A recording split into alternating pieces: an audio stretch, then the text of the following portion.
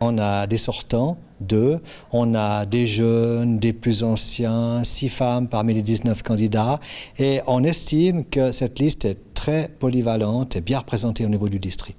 Alors vous dites même la relève et l'expérience PLR sont au rendez-vous. Exactement. Pourquoi la relève? Parce que les 2 sortants sont effectivement, ils ont l'expérience nécessaire. Et la relève parce que les gens qu'on espère en plus de ces 2 sortants, c'est justement ceux qui viennent de différents horizons et qui seront capables d'amener du sang neuf à toutes les élus de notre région. Parmi les sortants qui ne se représentent pas, il y a quand même 3 locomotives du PLR du district de Nyon.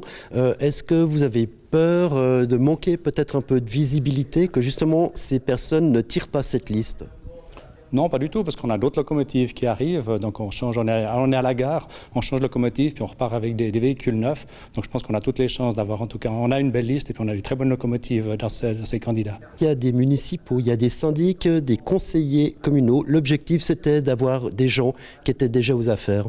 On a aussi des gens qui sont élus nulle part, qui sont simplement citoyens et qui viennent vraiment représenter aussi les citoyens. C'est très important d'avoir des gens qui ont ces différentes connaissances. N'avoir que des syndics ou que des municipaux ne ferait pas sens, de même que d'avoir que des gens qui n'ont pas cette expérience communale ne ferait pas sens. Cette mixité est vraiment une richesse et c'est quelque chose que le PLR peut vraiment apporter en tant que parti. Les thématiques à défendre vraiment de l'électorat PLR du district de Nyon, c'est quoi? C'est la défense de la classe moyenne. On l'a vu récemment, vous en avez parlé dans les médias, notamment avec le dépôt de tout un travail qui a été fait avec les jeunes PLR au niveau cantonal. Et là, on a clairement démontré via les jeunes PLR qu'on était à défendre, enfin, ça nous tenait à cœur de défendre cette classe moyenne. Donc oui, c'est le fer de lance de notre campagne au niveau de la thématique, c'est la défense de la classe moyenne. Je crois que tous les partis s'intéressent de près ou de loin à toutes les thématiques. Évidemment, tous n'ont pas les mêmes sensibilités ou compétences. De notre côté, au PLR, nous, c'est clair qu'on est toujours très attachés à la prospérité, mais pas seulement, et on le montre bien avec ce programme qui est bien plus large que simplement un aspect économique ou financier. L'objectif, c'est d'obtenir 7 sièges.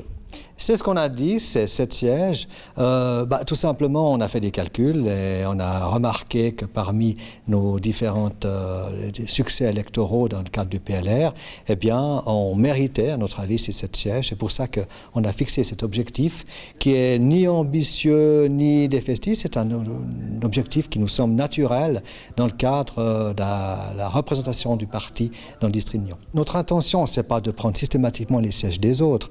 On veut prendre les sièges auxquels on a droit par notre force électorale, mais on ne va évidemment pas faire de cadeaux à d'autres partis en leur disant « écoutez, du moment qu'on est gentil, on vous en donne ». Pas du tout.